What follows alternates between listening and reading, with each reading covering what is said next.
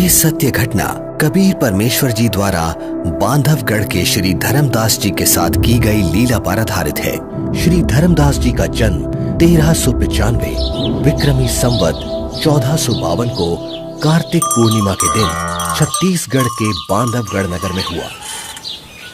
हिंदू धर्म के एक वैश्य कुल में जन्मे धनी धर्मदास जी के बारे में बताया जाता है कि वो इतने धनी थे कि जब कभी बांधवगढ़ पर प्राकृतिक आपदा जैसे अकाल गिरना, बाढ़ आदि आती थी तो वहां के नवाब धर्मदास जी के पूर्वजों से वित्तीय सहायता प्राप्त करते थे।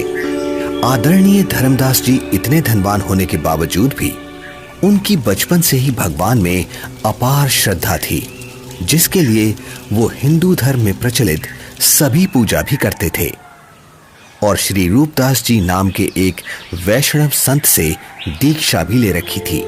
अपने गुरुदेव के बताए अनुसार वो नित्य गीता जी का पाठ करते, शालिग्राम की पूजा करते, एकादशी का व्रत करते और श्राद्ध इत्यादि भी करते थे। जब धर्मदास जी वृद्धावस्था की दहलीज पर आ गए तो उन्होंने अपनी पत्नी से तीर्थों की यात्रा करने की बात कही। आमिनी। जी स्वामी। गुरुदेव ने कहा है कि मुक्ति पाने के लिए 68 तीर्थों की यात्रा जरूर करनी चाहिए, इसलिए मैं कल तीर्थ यात्रा पर निकल रहा हूँ। मेरे जाने की तैयारी कर देना, यात्रा के लिए जरूरी सामान बांध देना। ठीक है स्वामी। आमिनी, तुम अपना ख्याल रखना। जी, आप भी अपना ध्यान रखना।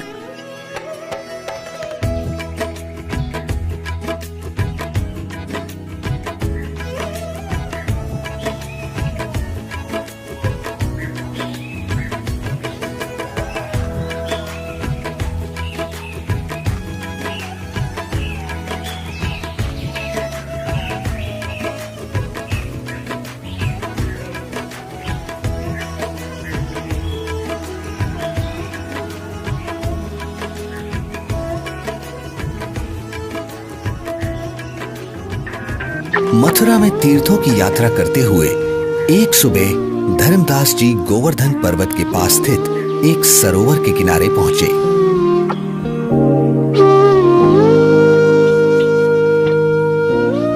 वैसे तो सरोवर का पानी बहुत ही गंदा था, फिर भी वे सरोवर में उतर जाते हैं क्योंकि कहा जाता था कि उसमें नहाने से स्वर्ग मिलता है। इसलिए धर्मदास जी ने उसमें स्नान किया और फिर अपने ठाकुर जी की पूजा करने लगे। तभी वहां सर्वसृष्टि रचनहार कबीर देव जी काशी शहर से आकर प्रकट होते हैं और एक मुसलमान जिंदा महात्मा का रूप बनाकर धर्मदास जी से थोड़ी ही दूरी पर आकर बैठ जाते हैं। अब धर्मदास जी पवित्र गीता जी को खोलकर उसका ऊंचे स्वर में पाठ करने लगते हैं।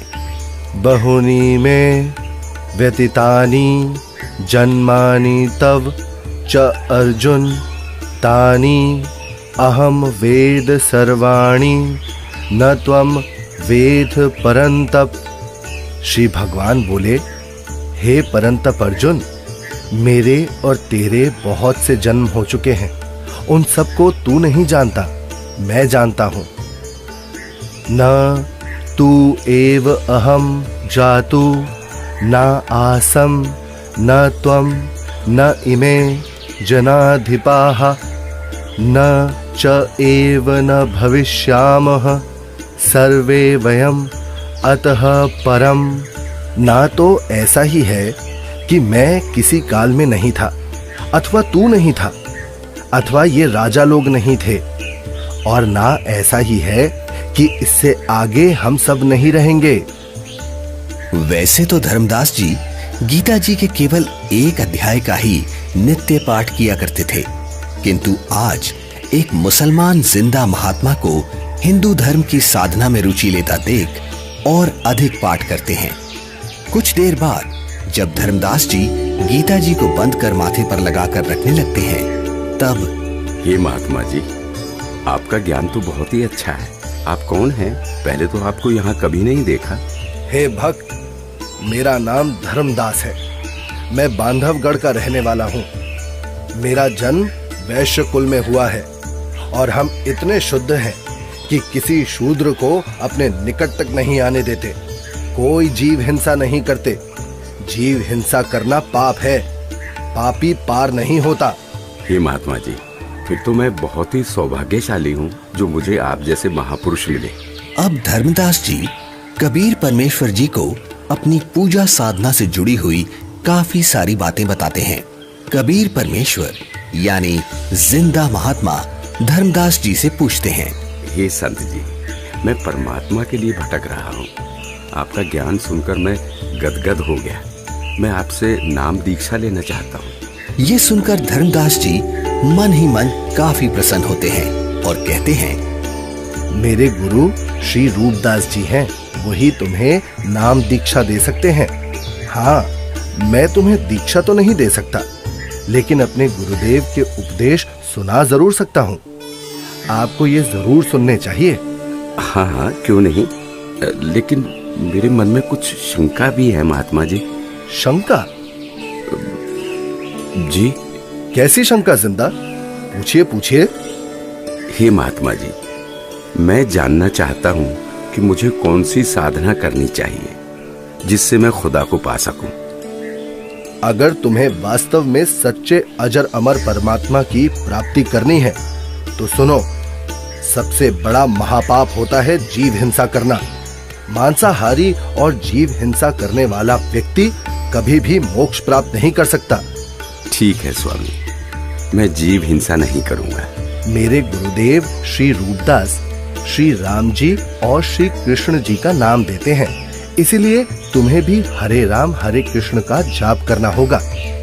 68 तीर्थ करने होंगे और इसके अलावा एकादशी का व्रत, शालीग्राम पूजा यानी मूर्ति पूजा, श्राद्ध करना आदि कर्मकांड करना भी अनिवार्य है। ऐसे मुक्ति मिलती है। धर्मदास जी एक ज्ञानी की तरह कबीर प्रभु को बातें बता रहे हैं और दूसरी तरफ कबीर परमात्मा एक अनभिज्ञ श्रद्धालु की तरह अपने हाथों को जोड़े हुए धर्मदास जी की सब बातें सुनते हैं और बड़े ही विनम्र भाव से बोलते हैं, हे स्वामी, मैं कुछ और शंका समाधान चाहता हूँ, अगर आपकी आज्ञा हो तो। हाँ हाँ, क्यों नहीं, अवश्य पूछिए। स्वामी जी, ये गीता जी का ज्ञान किसने लिखा है? गीता ज्ञान तो स्वयं श्री कृष्ण जी यानी श्री विष्णु भगवान जी ने बोला है। अच्छा। हाँ स्वामी, आपके कहने से मैं अवश्य रामकृष्ण का जाप करूंगा, लेकिन क्या ये जाप गीता में कहीं लिखा है? नहीं, गीता जी में तो नहीं लिखा। पितृपूजा यानी श्राद्ध आदि कर्मकांड करने, तीर्थों पर भ्रमण करने और व्रत करने के लिए क्या गीता में कहा है? आखिर तुम कहना क्या चाहते हो? कुछ नहीं स्वामी, मैं तो बस ये समझना चाह रहा हूँ, जब गीता जी में व्रत के लिए मना किया गया है तो फिर आप एकादशी के दिन भूखे क्यों मरते हो? तुम भटक गए हो, तुम्हें इन सब साधनाओं का कोई ज्ञान नहीं है, इसलिए ऐसा बोल रहे हो। नाराज ना हो स्वामी जी, आप मेरी शंका का समाधान नहीं करेंगे तो कैसे बात बनेगी? आप ही बताएं, ये सरोवर जिसमें आपने स्नान किया है, जिसको आप मोक्ष पाने का साधन मानते हैं, लेकिन इस जल के अंदर करोड़ों जीव रहते हैं जिन्हें आपने अभी स्नान करते समय अपने हाथों पैरों से रगड़ रगड़ कर मार डाला है, और स्नान के बाद जो जल आप भगवान की मूर्ति को स्नान कराने के लिए लाए, उसमें भी मूर्ति के स्नान कराने से अनेकों जीव मर गए, और आप कहते हैं कि आप जीव हिंसा नहीं करते। एक और बात स्वामी जी, यदि इस सरोवर में नहाने से आपकी मुक्ति संभव है तो फिर इस जल में रहने वाले जीव जंतुओं को तो निश्चित ही मोक्ष प्राप्त हो जाना चाहिए। हे धर्मदास, ये साधना व्यर्थ है, क्योंकि ये गीता शास्त्र के विरुद्ध है। समझ गया, अंततः तुमने अपने धर्म का परिचय दे ही दिया। तुम एक मुसलमान हो, इसीलिए ऐसी बातें कर रहे हो, क्योंकि एक मुसलमान ही हिंदू धर्म पर सवाल उठा सकता है।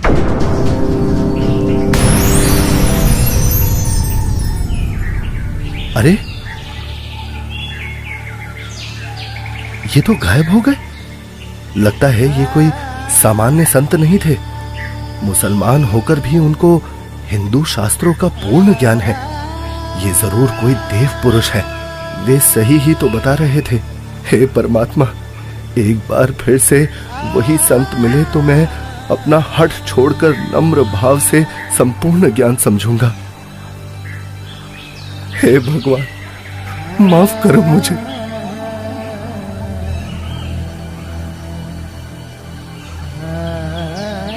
वास्तव में गीता जी में कहीं भी हरे राम हरे कृष्ण मंत्र नहीं लिखा है। अपितु पितर पूजा, भूत पूजा, देवताओं की पूजा गीता अध्याय 9 श्लोक 25 में व्यर्थ कहा है। मैं महामूर्ख, मंद बुद्धि, इतना दुर्भाग्यशाली हूं कि संपूर्ण ज्ञान सुने बिना एक महान पुरुष को नाराज कर दिया। हे भगवान, मुझे माफ करो। उस महान आत्मा से फिर मिला दो। मैं इस बार उनकी सारी बातें मानूंगा।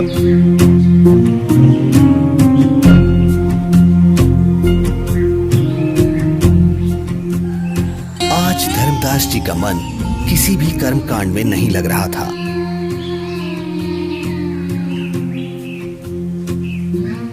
तब उन्होंने सब कार्य छोड़कर खाना बनाने के बारे में सोचा। भगवान का प्रसाद बना लेता हूँ और फिर उन महापुरुष की खोज करता हूँ।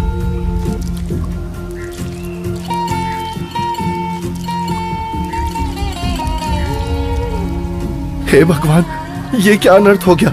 इस लकड़ी में तो हजारों चींटियां अंडों सहित मर गई होंगी।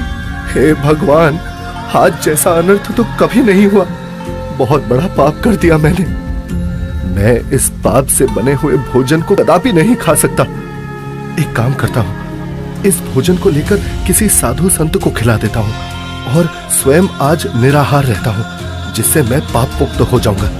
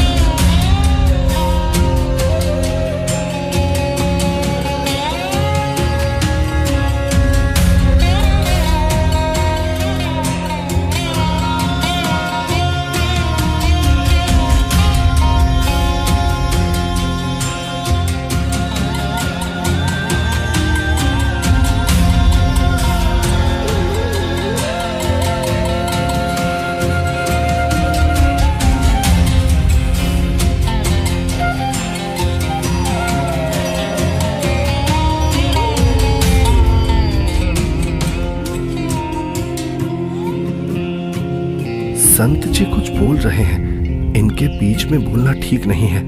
मुझे अवश्य ये सुनना चाहिए। मन तू मान सरोवर नारे, यहाँ न भटका खारे। सूरजमुखी फूल जा फूले, शंख पद्म उजियारा। गंगा यमुना मध्य सरस्वती, वहाँ त्रिवेणी की धारा। मन तू मान सरोवर नारे, यहाँ न भटका खारे। जहाँ कमोदनी चंद्रगता है, कमल कमल मद तूरा। अनहद नाद अजब धुन होई, जान सतगुरु पूरा। मन तू मान सरोवर नारे, यहाँ न भटका खारे।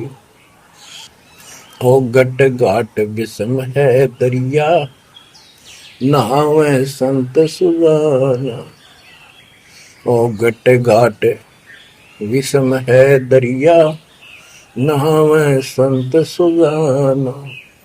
मोक्ष मुक्ति के पर भी ले रे, साक्षी है ससीवाना। मन तू मान सरोवर नारे, यहाँ न भटका खारे। जावा हंस कोलाहल करते हैं, मोती मुक्ता खाऊं। ऐसा देश हमेश हमोरे, अमृत भोजन पाही मन तू मान सरोवर नारे, यहाँ न भटका खारे। शंखों लहरे मेहर की उपजे, कर नहीं जा कोई। शंखों लहरे वहाँ मेहर की उपजे, कर नहीं जा कोई। दास गरीब अचल अविनाशी, सुख का सागर सोई मन तो मान सरोवर नारे, यहाँ न भटका खारे मन तो मान सरोवर नारे, यहाँ न भटका खारे। जो पहले मिला वो जिंदा महात्मा तो मुसलमान था, और ये लाल वस्त्र पहने हुए संत जी तो अपने हिंदू धर्म के जान पड़ते हैं, और बातें भी बिल्कुल जिंदा महात्मा वाली ही बता रहे हैं। इनका शिष्य बनने में शर्म भी नहीं आएगी। उस जिंदा से उपदेश लूंगा तो लोग निंदा करेंगे कि मुसलमान का शिष्य बन गया। इनसे ज्ञान प्राप्त करना उचित रहेगा। कहते मन मान सरोवर नाण रे, जल के जंतु रे जल माही। आठों बखत बिहान रे, आठों बखत बिहान रे।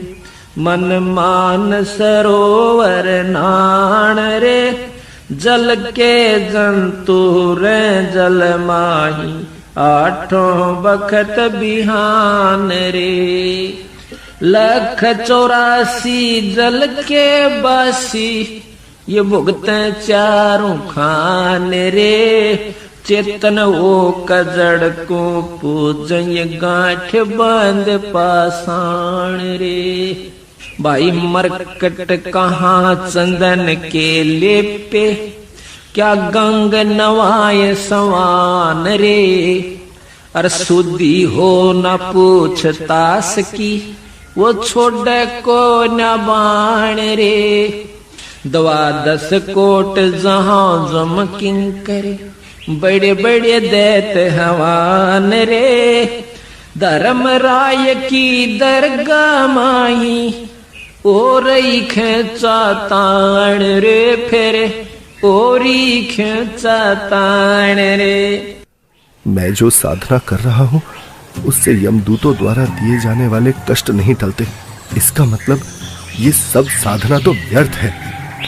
हे महात्मा जी, कृपया भोजन ग्रहण करें। रख दे धर्मदास, बहुत भूख लगी है। इन्हें कैसे मालूम कि मेरा नाम धर्मदास है? मैं भंडारा करता रहता हूँ, शायद इसीलिए ये मुझे जानते हैं।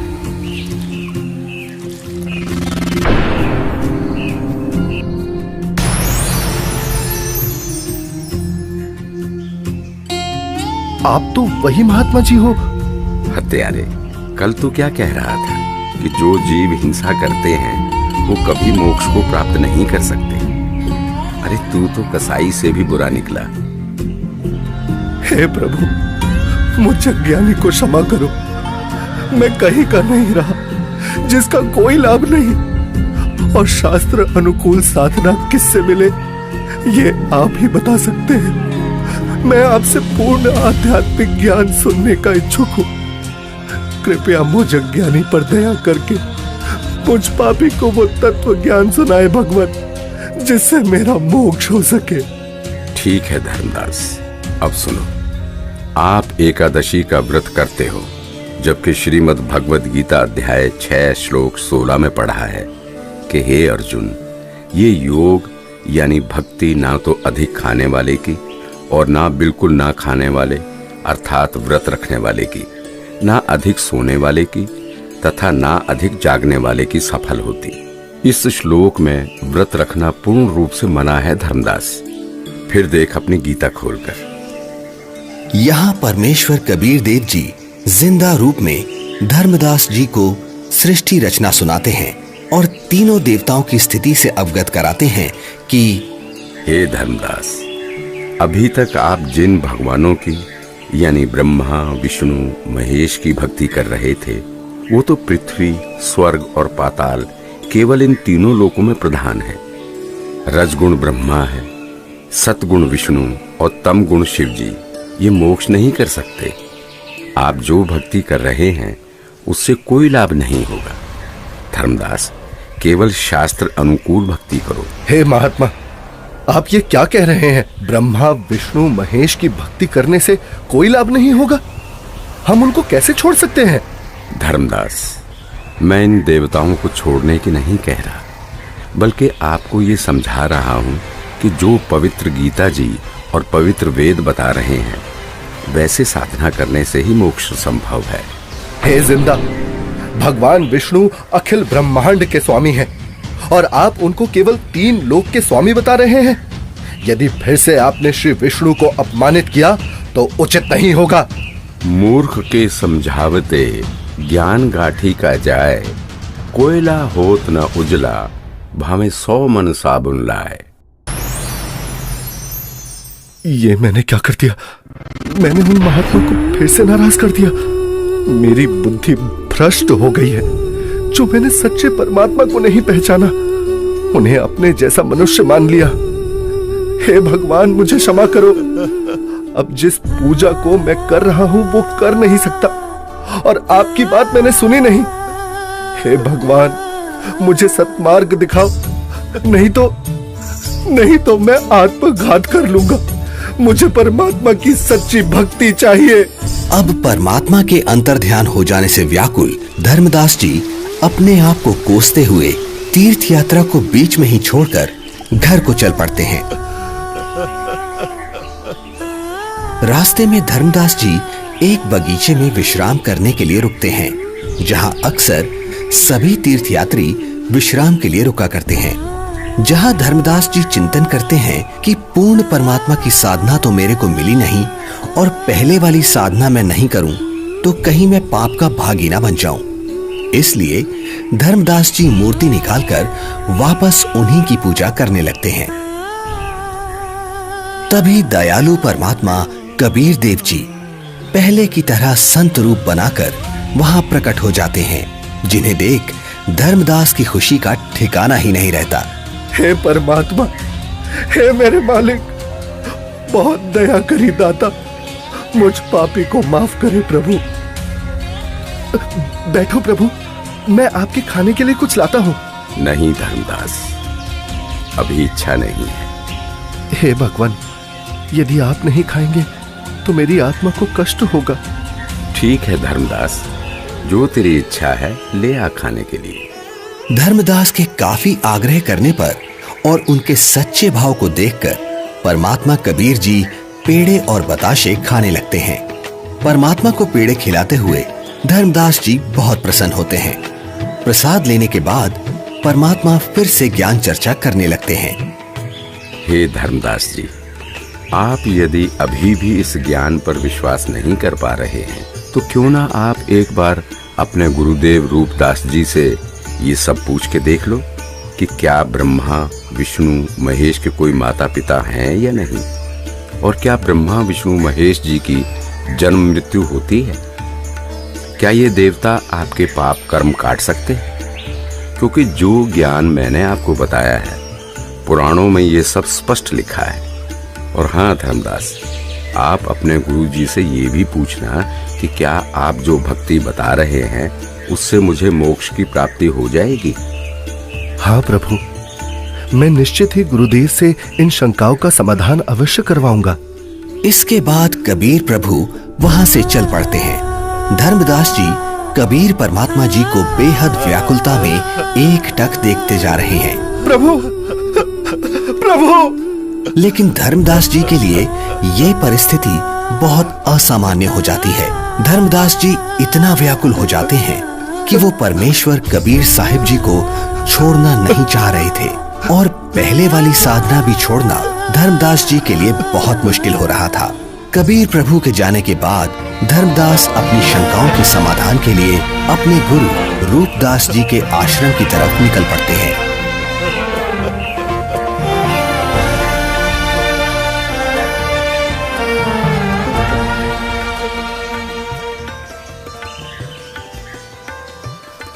प्रणाम गुरुदेव।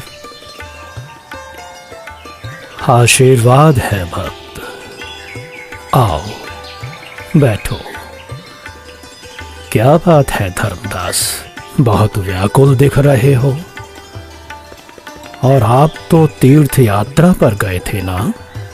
गुरुदेव, मेरे मन में कुछ शंका है, कृपया उनका समाधान कीजिए।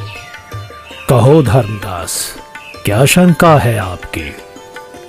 हे गुरुदेव, सृष्टि का रचयिता कौन है? क्या भगवान विष्णु से ऊपर भी कोई प्रभु है? वो कहाँ रहता है? उसका क्या नाम है? उसकी पूजा की विधि क्या है? और गुरुदेव, क्या आपने जो भक्ति साधना मुझे बताई है, क्या उससे मेरा मोक्ष हो जाएगा? हे धर्मदास, आज तुम ये क्या बोल रहे हो? ऐसा ज्ञान तुम्हें किसने सिखा दिया? तुम लक्ष्मी नारायण की भक्ति करो, ठाकुर जी की सेवा करो और राम कृष्ण जी का जाप करते हुए प्रतिमा पूजा करो, जिससे तुम्हारी मुक्ति हो जाएगी। तुम यात्रा पर जाओ, जगन्नाथ के दर्शन करो, गोमती, गोदावरी इन नदियों में स्नान करो, काशी जाओ, तीर्थ नहाओ, उससे ज्यादा पुण्य होता है और स्वर्ग की प्राप्ति होती है बच्चा। भगवान तो निराकार है, वो ज्योत स्वरूपी निरंजन है जो शून्य में रहता है। हे गुरुदेव, यहां मैं एक बात पूछना चाहूंगा, आप क्रोधित ना होना गुरुवर। हे गुरुदेव, जो ज्योत निरंजन आप बता रहे हैं, वो तो प्रतिदिन 1 लाख मानव खाता है और 1.25 लाख उत्पन्न करता है। गुरुदेव, मुझे जीव भक्षक नहीं, जीवों की रक्षा करने वाला भगवान कौन है वो बताइए। ये ज्योति निरंजन ब्रह्म तो जीवों को खाता है। और गुरुदेव, ऐसा तो आप भी मानते हैं कि एक दिन वैकुंठ समेत तीनों लोक भी नष्ट होंगे, यानी स्वर्ग भी नष्ट होगा। फिर मुझे वहां की भक्ति क्यों बता रहे हो? गुरुदेव, मुझे उस अविनाशी स्थान के बारे में बताओ जिसका जिक्र गीता अध्याय 18 श्लोक 62 में किया है कि हे अर्जुन, तू सर्वभाव से उस परमेश्वर की शरण में जा, उसकी कृपा से ही तू परम शांति को और सनातन परम धाम शाश्वतम स्थानम अविनाशी लोक को प्राप्त होगा। इस प्रकार धर्मदास जी जिंदा बाबा रूप में मिले परमेश्वर कबीर जी से सुनी सृष्टि रचना के आधार पर काफी तर्क रखते हैं, जिसके पश्चात गुरु रूपदास जी कहते हैं, बेटा धर्मदास, जो ज्ञान मेरे पास था वो सब मैंने आपको बता दिया है। इससे आगे का मुझे कोई ज्ञान नहीं है। जो महात्मा आपको मिले हैं वो अवश्य ही कोई पहुंचे हुए महापुरुष हैं। हे गुरुदेव, मुझसे कोई गलती हुई हो तो माफ करना, किंतु जिसने मुझे ये तत्व ज्ञान बताया है, अब मैं उन्हीं की चरणों में जाऊंगा। आज के बाद वही मेरे सद्गुरु होंगे। ठीक है धर्मदास, आप उनको अपना सद्गुरु बनाओ और उनके अनुसार बताई साधना कर लो। इसके बाद धर्मदास जी गुरु रूपदास जी को प्रणाम करके वहां से अपने घर की तरफ निकल पड़ते हैं।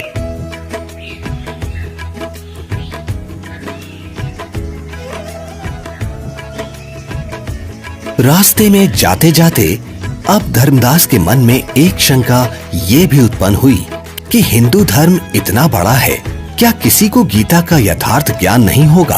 अवश्य कोई ना कोई साधु महात्मा मंडलेश्वर गीता में कहे उस परमेश्वर परम अक्षर ब्रह्म के विषय में जानता होगा।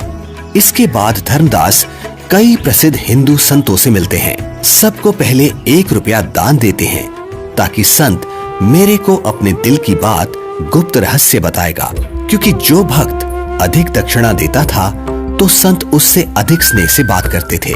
उस समय 1 चांदी का रुपया आज के 10,000 रुपए के लगभग कीमत का होता था। सबसे पहले धर्मदास जी एक वैष्णव महामंडलेश्वर श्री ज्ञानानंद जी के पास जाते हैं, जिनका बहुत अधिक बोलबाला था। हे संत जी, क्या श्री ब्रह्मा जी, श्री विष्णु जी और श्री शिव जी के कोई माता पिता हैं? बच्चा, इनका कोई जन्म मरण नहीं होता, इसलिए माता पिता का तो सवाल ही नहीं उठता। इतना सुनकर धर्मदास जी वहां से चल पड़ते हैं।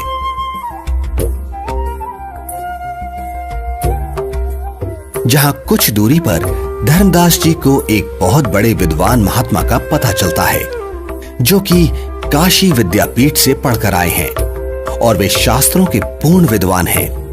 धर्मदास जी महात्मा के पास जाते हैं और दक्षिणा देकर पूछते हैं, महात्मा जी, गीता जी के अध्याय 18 श्लोक 62 में भगवान श्री कृष्ण ने अपने से अन्य किस परमेश्वर की शरण में जाने को कहा है? भगवान श्री कृष्ण अर्जुन को अपनी ही शरण में जाने को कहते हैं भक्त। श्री कृष्ण जी से ऊपर कोई भगवान नहीं है। इस प्रकार धर्मदास जी बहुत से संत महंत मंडलेश्वरों के पास जाते हैं और सभी से एक जैसे ही प्रश्न करते हैं, किंतु उत्तर किसी का संतोषजनक नहीं मिलता। कोई विष्णु जी को सर्वे सर्वा बताता है तो कोई शिव जी को करता धरता और कुछ तो परमात्मा को निराकार ही बताने वाले मिल जाते हैं। हे भगवान, जीवन नष्ट हो जाता यदि मैं इन संतों से इनके ज्ञान की परीक्षा ना लेता और ये परम संत ना मिलता। यह सोच धर्मदास जी जिंदा महात्मा रूप परमेश्वर को याद करते हुए घर की ओर चल पड़ते हैं।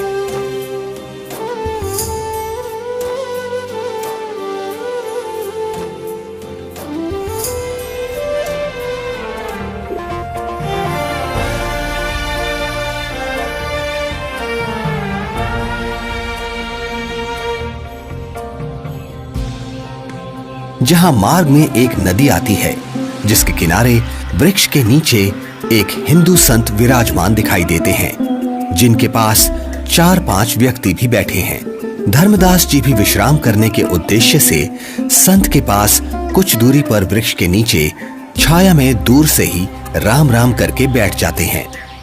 लगता है मुझे इस साधु से भी प्रश्न करना चाहिए। अरे नहीं, जब बड़े बड़े मंडलेश्वरों को ज्ञान नहीं, जिनके पास हजारों शिष्य हैं, तो फिर इसके पास तो क्या ही होगा। यहाँ तो बस 4-5 वृद्ध ही तो बैठे हैं। आदेश महाराज, आदेश। हे धर्मदास, हिंदू मंडलेश्वरों ने बता दिया वो परमेश्वर कौन है। मुझ पापी अवगुण हारे को क्षमा करो महाराज, मैंने बड़ी भारी भूल की है। आपने सृष्टि रचना का ज्ञान जो बताया है, उसके सामने सभी संतों का ज्ञान ऐसा है जैसे सूरज के सामने दीपक।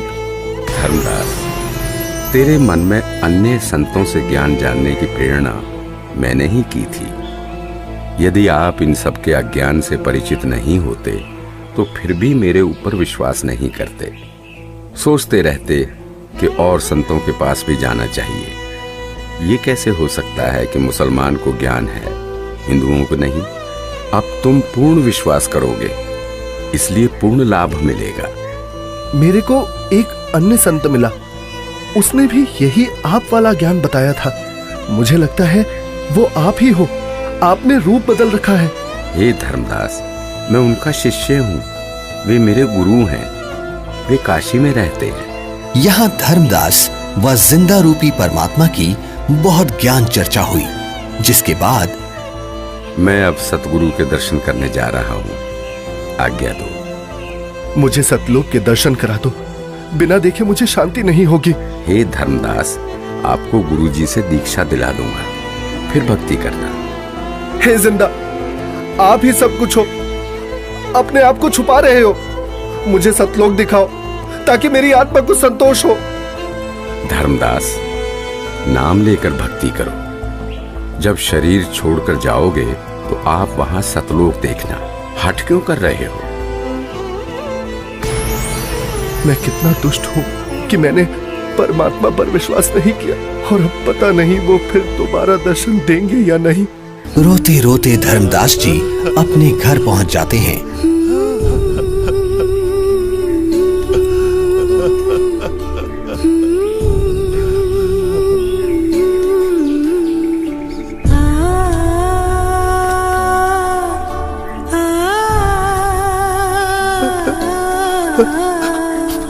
उनकी ऐसी हालत देख और यात्रा से जल्द ही वापस लौटने पर पत्नी आमनी देवी भी हैरान हो जाती है और बार बार धर्मदास जी से उनके रोने का कारण पूछती हैं। लेकिन धर्मदास जी उन्हें कुछ नहीं बता पाते, केवल रोते ही रहते हैं। फिर काफी देर बाद क्या हुआ स्वामी, क्या हुआ? कुछ तो बताइए, आखिर क्या हुआ आपके साथ? लगता है इनके पैसे किसी ने लूट लिए हैं। क्यों कच्चा मन कर रहे हो जी? किसी ने यात्रा में आपका धन लूट लिया तो कोई बात नहीं, आपके पास धन की कमी थोड़ी है, हाँ ले जाना, भगवान ने बहुत दे रखा है। आमिनी, यदि रुपए पैसे वाला धन लुट गया होता तो मैं और ले जाता। मेरा तो ऐसा धन लुट गया है आमिनी, जो शायद अब मुझे कभी ना मिले, और वो मैंने अपने हाथों अपनी मूर्खता से गंवाया है। धर्मदास जी जिंदा महात्मा से हुई सर्व ज्ञान चर्चा और उनसे सुनी सृष्टि रचना आमनी देवी को सुनाते हैं। आपने भगवान को क्यों नहीं पहचाना स्वामी? ये क्या किया आपने? बनिया होते हुए भी आप ये सौदा कैसे चूक गए? इसी बात का तो दुख है आमिनी, जीवन में पहली बार मुझसे इतनी भारी भूल हुई है। तावालीन बहे निर्बानी, मगन रूप साहेब सैलानी, तावा रोवत धर्मनि नागर, कहाँ गए मेरे सुख के सागर। अधिक वियोग हुआ हमसे ती, जैसे निर्धन की लुट जा खेती। कलप करे और मन में रोवे, दसों दिशा को वो मग रोवे।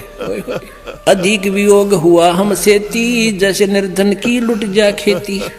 कलप करे और मन में रोवे, दसों दिशा को वो मग रोवे। हम जाने तुम देह स्वरूपा, हमरी बुद्धि अंधगर कूपा। हम तो मानुष रूप तुम जाना, सुन सुत गुरु का किया पियाना। बेग मिलो कर हूँ अपघाता, मैं ना जी हूँ सुनो विधाता। अगम ज्ञान कुछ मोहे सुनाया, मैं जी हूँ नहीं अवगत राया। बेग मिलो कर हूँ अपघाता, मैं ना जी हूँ सुनो विधाता। अगम ज्ञान कुछ मोहे सुनाया, मैं जी हूँ नहीं अवगत राया। तुम सतगुरु अवगत अधिकारी, मैं नहीं जानी लीला थारी। तुम अवगत अविनाशी साईं, फिर मोको कब मिलो गोसाई। कमर कसी धर्मदास को पूरब पंथ पयाने, गरीबदास रोवत चले वो बांधो गुण अस्थाने। अब धर्मदास तब एक दिन, हे स्वामी, आप ऐसे मत रोइए, भला रोने से कोई समाधान थोड़ी ना होगा। कुछ याद कीजिए स्वामी, उन्होंने कुछ तो बताया होगा कि वो किस प्रकार मिलते हैं, कहाँ मिलते हैं। हाँ, याद आया आमिनी, उन्होंने ज्ञान चर्चा करते समय बताया था। जहाँ कहीं भी धर्म भंडारे चल रहे होते हैं, मैं वहाँ जरूर उपस्थित होता हूँ और अपनी प्यारी आत्माओं को ज्ञान समझाता हूँ। धर्मदास, क्या धर्म भंडारा? फिर तो स्वामी क्यों ना हम धर्म भंडारा ही करवा दें। हाँ, यही सही है, 3 दिन का धर्म भंडारा करते हैं।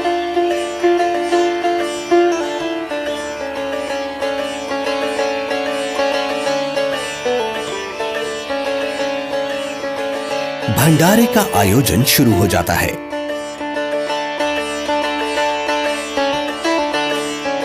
दूर दूर से साधु महात्मा भंडारे में आने लगते हैं।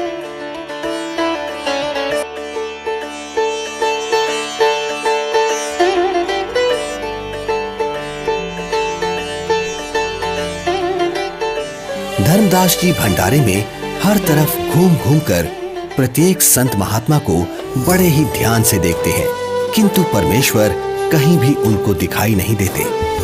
2 दिन बीत जाते हैं। धर्मदास जी बहुत मायूस हो जाते हैं और एकटक रास्ते को ही निहार रहे हैं। आज वो मन ही मन संकल्प कर लेते हैं कि प्रभु, आप मुझ अपराधी को दर्शन नहीं दे रहे। हे परमात्मा, आज अगर आप नहीं मिले तो मैं आत्मघात कर लूंगा।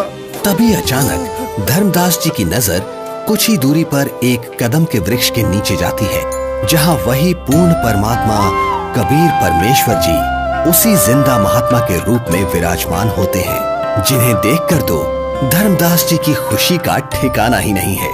धर्मदास परमात्मा की तरफ इस प्रकार दौड़ते हैं जैसे भूखे को भोजन और प्यासे को पानी मिल जाता है। हे परमात्मा, हे भगवान, अब मैं आपको कहीं जाने नहीं दूंगा। मेरी भूल क्षमा करो प्रभु। मैं बस आपकी ही भक्ति करना चाहता हूँ।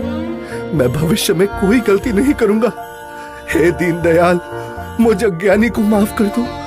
मैंने अज्ञानतावश आपको बहुत कटु वचन बोले। मुझे माफ करो परवरदिगार, मुझे माफ करो। जब धर्मदास जी ने अपनी गलती की क्षमा मांगी और कभी ऐसी गलती ना करने का बार बार वचन दिया, तब परमात्मा धर्मदास जी के घर गए।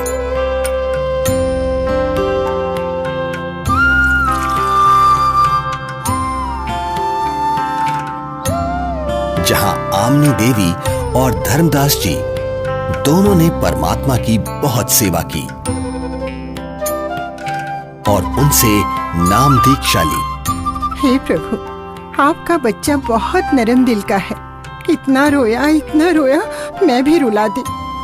आपकी तड़फ में दिन रात रोता रहा। मैं बार बार हिम्मत हौसला दिलाती, परमात्मा अवश्य मिलेंगे। ये रोते हुए कहते, आमनी अब नहीं मिलेंगे। मैंने उनको बहुत बार परेशान किया अपनी मूर्खता व अज्ञान के कारण। फिर रोने लग जाते। आपने अपने दास को इतना कष्ट नहीं देना था। बेटी, जैसे लोहे का औजार बनाने के लिए गर्म किया जाता है, फिर उस पर चोट लगाई जाती है, तब वो काम बनता है। ठंडे लोहे पर चोट काम नहीं करती, इसलिए धर्मदास को 6 महीने गर्म करना पड़ा।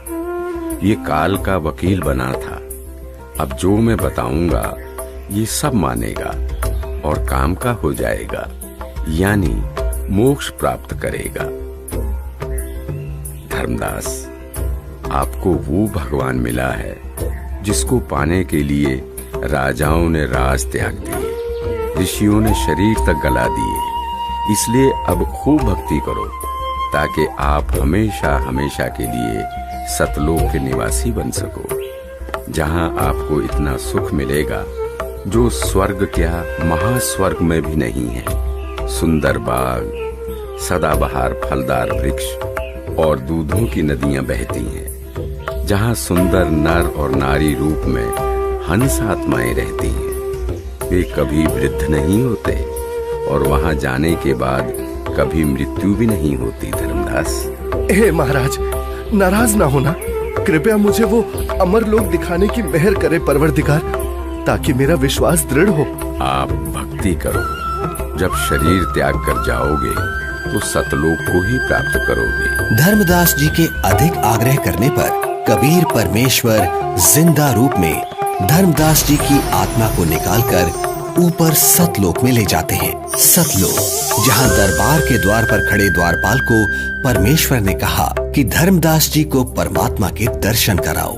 जिंदा रूप परमात्मा पीछे से अपने सिंहासन के पास चले गए, जिसके कुछ ही देर बाद देखते ही देखते वहां पर बहुत सारे हंस तथा हंसनी इकट्ठे होकर नाचते गाते हुए धर्मदास जी को परमेश्वर के सिंहासन के पास लेकर जाते हैं, जहां परम अक्षर ब्रह्म कबीर साहिब जी, जिनके एक रोम का प्रकाश करोड़ों सूर्य और करोड़ों चंद्रमा के प्रकाश से भी कई गुना अधिक था, वो एक बहुत ही सुंदर सिंहासन पर विराजमान है। जिंदा रूप में नीचे से गए परमात्मा तख्त पर विराजमान अपने ही दूसरे स्वरूप पर चंवर करने लगते हैं, जिसे देख धर्मदास जी सोचते हैं कि जिंदा महात्मा तो परमेश्वर का सेवक है। धर्मदास जी इतना सोच ही रहे थे कि कुछ ही देर में तख्त पर विराजमान परमात्मा खड़े हो जाते हैं और जिंदा महात्मा तख्त पर विराजमान हो जाते हैं तथा तेजोमय परमात्मा जिंदा महात्मा पर चंवर करने लगते हैं, जिसे देख धर्मदास जी हैरान हो जाते हैं कि तेजोमय परमात्मा जिंदा महात्मा पर चंवर क्यों कर रहे हैं। आखिर ये जिंदा महात्मा है कौन? इतने में तेजोमय शरीर वाले परमात्मा जिंदा महात्मा के शरीर में समा जाते हैं और चंवर अपने आप होने लगता है। धर्मदास, मैं ही संपूर्ण सृष्टि का रचयिता हूँ। मेरा ही नाम कबीर देव है। मैं ही चारों युगों में पृथ्वी पर प्रकट होता हूँ। वर्तमान में मैं अपने वास्तविक नाम कबीर नाम से काशी नगर में प्रकट हूँ, जहाँ एक साधारण मनुष्य की भांति लीला कर रहा हूँ और जुलाहे रूप में रहता हूँ। धर्मदास काल जाल में फंसे अपने बच्चों को भक्ति का धनी बनाकर उनके इस वास्तविक घर सतलोक में वापस लाने के लिए वहां प्रकट हुआ हूं। हे सर्व सृष्टि रचनहार, मैं बहुत दुष्ट हूं। मैंने आपको कितना दुखी किया, कितना अपमानित किया। मुझे माफ कर दो परवरदिगार, मैं बहुत नीच हूं, माफ कर दो मुझे। हे परमात्मा, आपने ये इतना प्रकाशमान रूप पृथ्वी पर क्यों नहीं प्रकट किया, क्यों छुपा रखा है? हे धर्मदास, यदि इसी रूप में नीचे जाऊं तो किसी की भी आंखें इस प्रकाश को सहन नहीं कर सकती। दूसरी बात, काल ब्रह्म यानी ज्योति निरंजन का डर के मारे हाल बेहाल हो जाएगा। इसलिए काल के लोक में गुप्त रहकर जीवों को ज्ञान सुनाता हूं, उनका कल्याण करता हूं। धर्मदास, अब आप नीचे जाकर खूब भक्ति करो और वहां काल जाल में फंसे अपने सभी भाई बहनों को भी समझाओ। सत्य का गवाह बनो कि ये काशीवासी जुलाहा सर्व सृष्टि रचनहार है, सबका धारण पोषण करने वाला है। परम अक्षर ब्रह्म यानी सत्य पुरुष अविनाशी परमेश्वर है। यही वास्तव में परमात्मा है। जैसा गीता अध्याय 15 श्लोक 17 में तथा अध्याय 2 श्लोक 17 में लिखा बताया है, वह यही है। नहीं नहीं महाराज, मुझे यही रख लो, यही रख लो महाराज, मुझे यही रख लो। हमने बहुत भारी गलती की है। काल के साथ उस मृत लोक में जाकर ऐसे सुख सागर को छोड़कर अब उस नरक में मुझे नहीं जाना प्रभु, हमें यही रख लो महाराज। धर्मदास जी को रोता देख परमात्मा उनको समझाते हैं और वहीं दूसरी तरफ पृथ्वी पर धर्मदास जी को 3 दिन से अचेत देखकर घर परिवार, गांव, रिश्तेदार, मित्र प्यारे सभी इकट्ठा हो जाते हैं। कोई झाड़ फूंक करा रहा था तो कोई वैद्य से उपचार करा रहा था, किंतु किसी को आशा नहीं रही थी कि धर्मदास जी जिंदा हो जाएंगे। आमिनी देवी का भी रो रो कर बुरा हाल हो जाता है। तब तीसरे दिन परमात्मा ने धर्मदास जी की आत्मा को शरीर में प्रवेश करा दिया। धर्मदास जी अपने चारों ओर खड़े रिश्तेदारों को और पत्नी आमिनी देवी को रोता देख आश्चर्यचकित हो जाते हैं। क्या हुआ आप सभी को? आप ऐसे रो क्यों रहे हैं? हे भगवान, तेरा लाख लाख शुक्र है। क्या हुआ है आमिनी, कुछ तो बताओ। स्वामी, आप 3 दिन से अचेत थे। हम सभी को तो लग रहा था आप नहीं बचेंगे। आमिनी, वो जिंदा महात्मा ही सर्व सृष्टि के रचनहार हैं। उनके सामने ब्रह्मा, विष्णु, महेश, दुर्गा, गणेश, क्षर पुरुष, अक्षर पुरुष कुछ भी नहीं है। वही मुझे अपने सतलोक लेकर गए थे। वहां हम सभी के बड़े बड़े महल हैं, दूधों की नदियां, सदाबहार फलदार वृक्ष हैं। वहीं एक बहुत ही विशाल और भव्य सिंहासन पर पूर्ण ब्रह्म कबीर साहिब जी विराजमान हैं, जिनके एक रोमकूप के सामने करोड़ों सूर्य और चंद्रमा भी फीके हैं। सतलोक का वर्णन करते हुए अचानक धर्मदास जी को परमात्मा के काशी में प्रकट होने वाली बात याद आती है, जिसके बाद धर्मदास जी काशी नगर में जाकर कबीर जुलाहे रूप में आए परमात्मा की झोपड़ी का पता करते हैं, जहां असंख्य ब्रह्मांडों के स्वामी कबीर परमेश्वर जी को कपड़ा बुनने का कार्य करते देख धर्मदास जी को बड़ा ही आश्चर्य होता है। हे प्रभु, मुझ अज्ञानी को क्षमा करो प्रभु। मुझे विश्वास नहीं हो रहा था कि आप ही परमात्मा हैं, आप ही परम अक्षर ब्रह्म हैं। इस वेशभूषा में तो आपको कोई भी नहीं पहचान सकता। इसके बाद परमेश्वर कबीर जी ने धर्मदास जी को सतनाम दिया, जिसे पाकर धनी धर्मदास जी बहुत खुश होते हैं। हे प्रभु, बड़ी दया करी आपने, मेरा तो जीवन सफल हो गया। बेटा धर्मदास, अब आप अपने घर जाओ और भक्ति करो, मैं वहीं आऊंगा। जी जरूर आना परमात्मा। वहां मेरे बेटे को भी समझाना और आमिनी को भी सतनाम देना। ठीक है बच्चा, मैं जरूर आऊंगा। हे परमात्मा, आप बहुत दयालु हो जो आपने हमें शरण में ले लिया। हे प्रभु, आपने हम दोनों को तो शरण में ले लिया, किंतु मेरा इकलौता पुत्र नारायण दास, वो काफी समझाने के बावजूद भी आपके इस सत्य ज्ञान को स्वीकार नहीं कर रहा। बेटा धर्मदास, तेरे बेटे नारायण दास के रूप में काल ने तुम्हारे घर पर अपना दूत भेज रखा है। वो नहीं मानेगा। आप इसको मत देखो, अपनी भक्ति कि धर्मदास पुत्र मोह में अपना जीवन नष्ट करेगा। धर्मदास, आप पुत्र को बुलाओ, मैं भी समझाता हूँ। बच्चा है, मान जाए तो। बेटा नारायण दास, आज गुरुजी आए हैं, उनके चरण स्पर्श कर आशीर्वाद ले ले, तेरा भी कल्याण हो जाएगा बेटा। पिताजी, आपके ऊपर इस जुलाहे ने जादू कर दिया है, आपका दिमाग खराब कर दिया है। आपने देवी देवताओं व पितर पूजा छोड़ दी है। मैं उसकी शक्ल भी नहीं देखना चाहता। बेटा, एक बार चल, फिर ना जाना। धर्मदास जी के अधिक आग्रह करने पर नाराज अवस्था में नारायण दास चल पड़ता है। जाकर थोड़ी दूरी पर कमरे में सतगुरु के सामने बैठ जाता है। परमात्मा समझाने लगते हैं, किंतु नारायण दास कुछ भी समझने को तैयार नहीं होता। बेटा, पूर्ण परमात्मा की भक्ति करो, आपका भी मोक्ष हो जाएगा। मैंने नहीं सुननी आपकी झूठी कहानी। धर्मदास, देख बेटा नारायण दास कितना सुंदर है, भोला भाला है।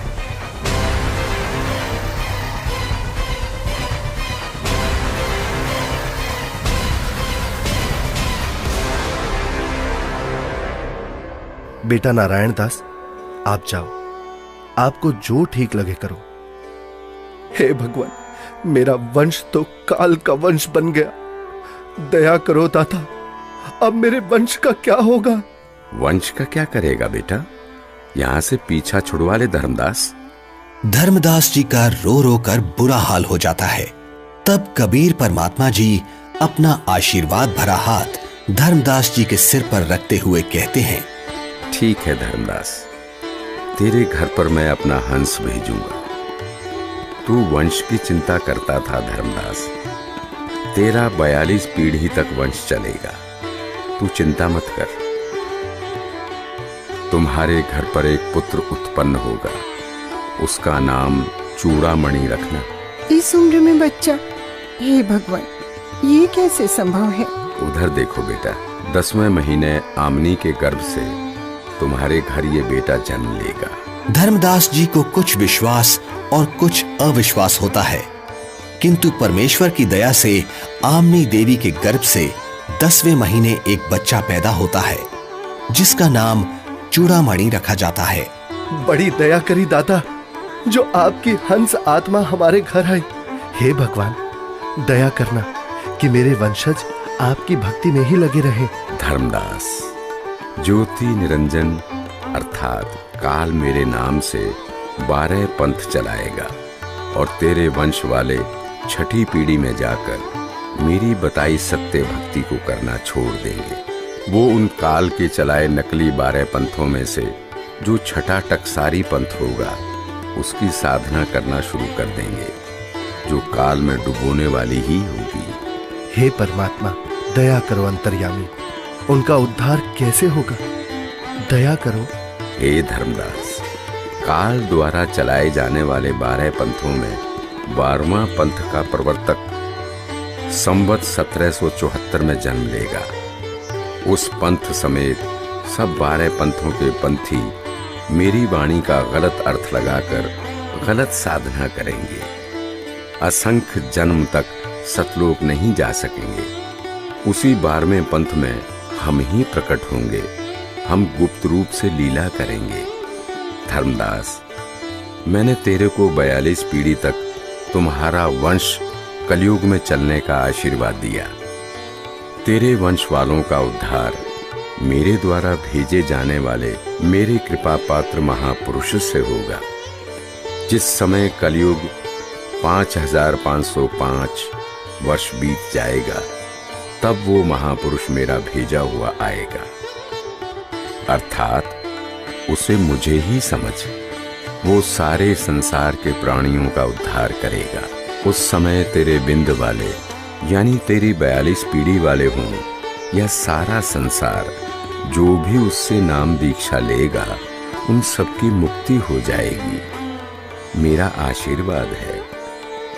आज वर्तमान में स्वयं कबीर परमात्मा के अवतार बंदी छोड़ सतगुरु रामपाल जी महाराज आए हुए हैं, जो कि सर्व समाज को सतभक्ति प्रदान कर रहे हैं, जिनसे नाम दीक्षा लेकर भक्ति करने से सर्व सुख व पूर्ण मोक्ष की प्राप्ति होती है।